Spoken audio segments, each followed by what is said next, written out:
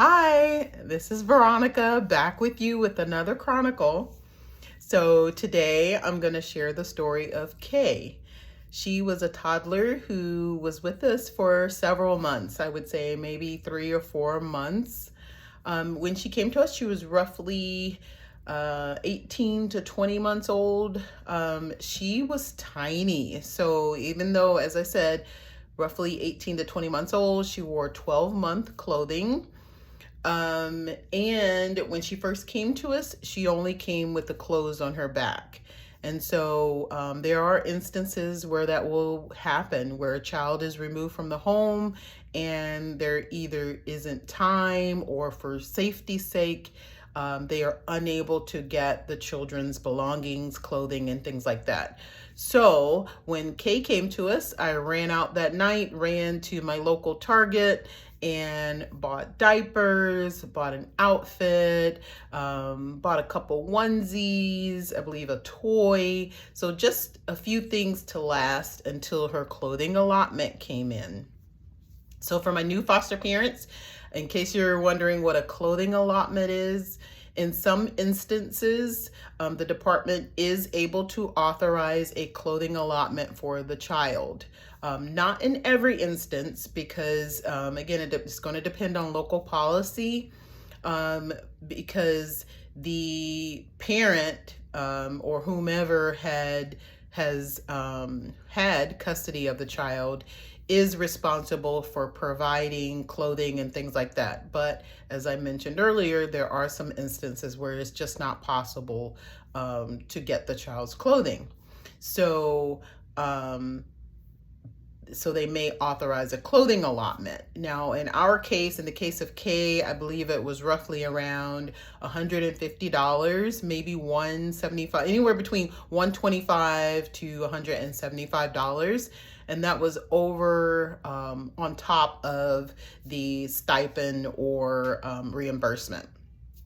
So, and it's just to buy, as it says, to buy clothing needs of the child. But with the clothing allotment, it does take time for that to be approved and then for you to actually either get the funds or for the funds to be available for you to go shopping. So, and in my case, I would say it took maybe 3 or 4 business days for the clothing allotment to get approved. And then I had to meet the purchase card holder at the store. I think I met her at Walmart so that I could do the shopping for Kay. But keep in mind, the night she came to me, there was no clothing allotment because it takes time, right, for that to get approved and for you to have access to those funds. So I had to run out and buy a few items just to hold me over until that clothing allotment came through, because obviously, you can't wait 3 to 4 days to have those basic necessities, diapers and clothing for your child. So now I will say, lesson learned since then, I have like a stockpile of, not a stockpile, but a small collection of new items. Like if I see something on clearance or if someone gives us clothing, assorted sizes, I'll just pack them away in case I need them in the future. So, but again, that's a lesson learned. I didn't have anything on hand when Kay came to us. So I ran out, bought those items until the clothing allotment came in.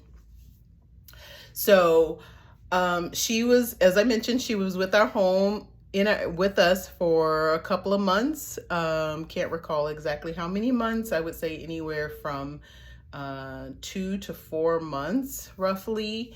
And when she first came to us, I mean, understandably so, she was very quiet. She was reserved. You'll find with a lot of the children in state custody, that especially those that come from traumatic backgrounds, they will be very quiet, more reserved, maybe even whiny because they're now in this new home and it's unfamiliar to them and it's scary. So you have to give them time. They'll learn that you're a safe person. And so we had her for a while. The first couple days she was really quiet, but the longer she was with us, her personality started coming out and she started opening up, and she talk, I tell you. As a matter of fact, I would say that her vocabulary was much larger than some of the other children I've had in that age range in our home. So she seemed to be very bright. She was happy. She loved to dance, loved to sing, loved to talk, loved to play. We have a toy chest here with some toys. So she would play with the little toy cars and baby dolls and things like that. An unfortunate part, though, I will tell you that when she came, her hair had the smell of marijuana. Now, initially, I didn't know what the smell was. I just knew that there was this funny smell. And when I gave her a bath and washed her on that first night, the smell was still there. And I was informed later that she was in a home where they were heavy marijuana smokers. So it took like 3 to 4 washes over the course of a couple of days to get that smell out of her hair. So pretty unfortunate there. But as I mentioned, happy toddler, quiet, reserved at first, but she ended up like running all over the place. She loved to run. I actually have a couple of videos of her. Well, one is of her like just running back and forth in the living room. And she was talking gibberish, but she was laughing and running and talking. I have another video of her when she's I have a home office, in the office where she's just like marching back and forth, in the room, just stomping and laughing. And so she was a happy baby. And my family loved her. Like everyone, she was so cute and everyone loved this child. I will say one of my sons though called her little feet platypus feet, because she did, for her size, to be as tiny as she did kind of have big feet, especially the toes, they kind of flared out a little bit. So, let me see what else. I do have a funny quick story. One day I put her in her high chair so that she could eat, and she had her little toddler plate, and I had some mashed potatoes in it and some peas and carrots and then some type of protein, probably chicken or meatloaf or something like that. And I promise you, I only stepped away for a minute or two. But when I came back, I don't know if she was bored or she was full or what, but when I came back, this child had mashed potatoes all in her hair. And so she would take a bite of mashed potatoes, and then she'd use her hand and then just scoop some in her hair. And so she's sitting there just massaging this mashed potato in her hair. When I first saw it, like, of course, I'm shocked. But then I'm like, okay, it's already done, right? So I just let her have her little spa moment, her mashed potato conditioning hair treatment. So allowed her to have that time. And then, of course, when she was done, I cleaned it all. Well, I took photos, of course, so that we all could laugh about it later, and then cleaned her up. So that was Miss K, her mashed potato hair treatment. Something else about her, she did not like cartoons. So during TV time, I would try to turn on like Minnie Mouse or Blue's Clues. On YouTube, there were a whole lot of toddler cartoons, videos. She did not like any of them. They would not hold her attention. She might look for a couple minutes and then she was off doing something else.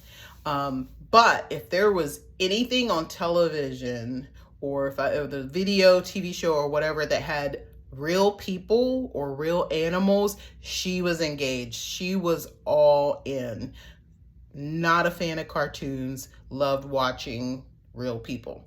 So I actually found, not even quite sure how I came across it. Maybe it was a suggestion, but maybe it was a suggestion on YouTube, but found Blippi. And that girl, like the first episode of Blippi she ever watched, she was like glued there for like 20, maybe even 30 minutes watching Blippi. So that became her favorite show. She would love watching Blippi. And if I tried to put on something else, or if I tried to turn off Blippi, she was not happy. She wanted her Blippi. so, um, so that was her. I call her Blippi's number one fan.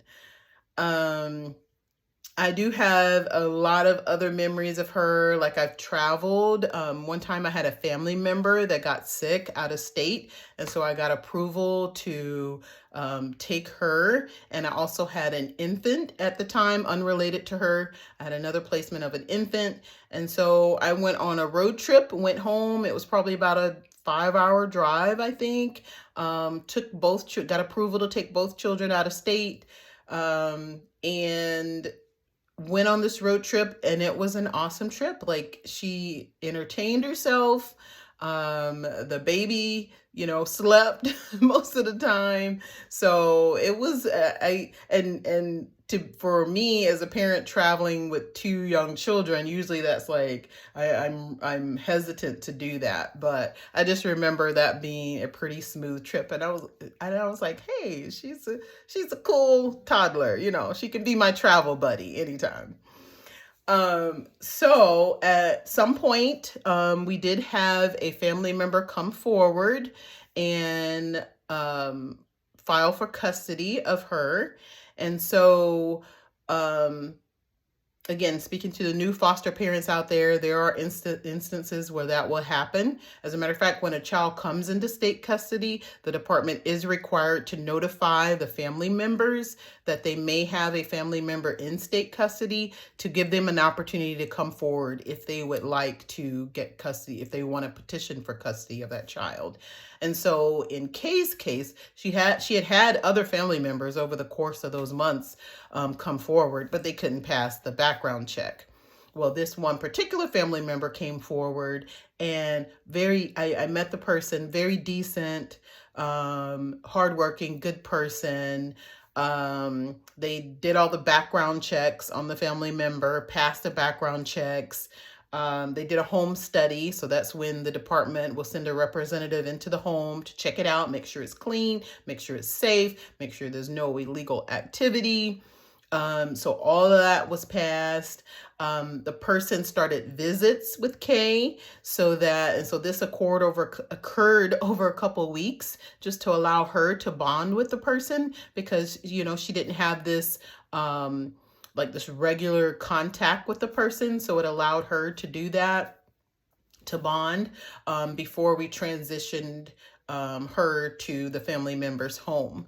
So those visits went well. So my husband and I felt really comfortable. We were very happy about this outcome. Now, that's a best case scenario. We do know that does not always happen. Sometimes the children are transitioned to a home, to a family member, and they end up right back with the parent who has the issues. Or they may end up with a family member who has just as many issues as the parent, as the biological parent. So, but fortunately, that was not the case with Kay. She went to this family member, or we were getting ready to transition her to this family member, who we could tell would actually love her and care for her and keep her safe. Now, I will tell you that's when our emotions get into it, right? Like she had been with us for several months at that point, and we had bonded with her, and we're very attached to her. So, but that's where we as the foster parents have to learn to love and release. So we love the child, have that healthy attachment with them, but then we have to be able to release them when it's time for them to go to their forever home, right? So, now, we knew that this particular family member was 5 to 6 hours away, so we knew realistically that we probably wouldn't see Kay again, or at least not see her on a regular basis. So again, that's where we had to go through our own emotional situation so that we could then process that and get ready to transition her. And I never will forget the day that it was time for her to be handed off to this family member. We both met at DCS. So my husband and I and the family member met at DCS. We took Kay's clothing and toys and her belongings and loaded them up in the family member's car. And it was time to say our goodbyes. And my husband and I, and by the way, for her goodbye gift, we got her a Blippi doll. And so she was hugging Blippi, and the family member strapped her into her car seat, and they were getting ready to go. And my husband and I just kind of stood in the parking lot, just kind of looking at each other, just, starting to get emotional. And the family member came over and said, "You know what? I appreciate you guys taking such good care of her." He said, "But I got this." So that at that point let us know that our job was done and it was time to release her, release Kay, let her go into her forever home. And then we again got back in the fight, ready to take on the next placement. So hopefully for those of you watching, you are at that point to where you know that you're prepared to love and let go, because the children do need us. They need that attachment with us, even though it may be difficult for us when it's time for them to go. But thank you so much for watching. I hope you enjoyed Kay's story, and I hope you can tune in to watch the other Chronicles. Bye.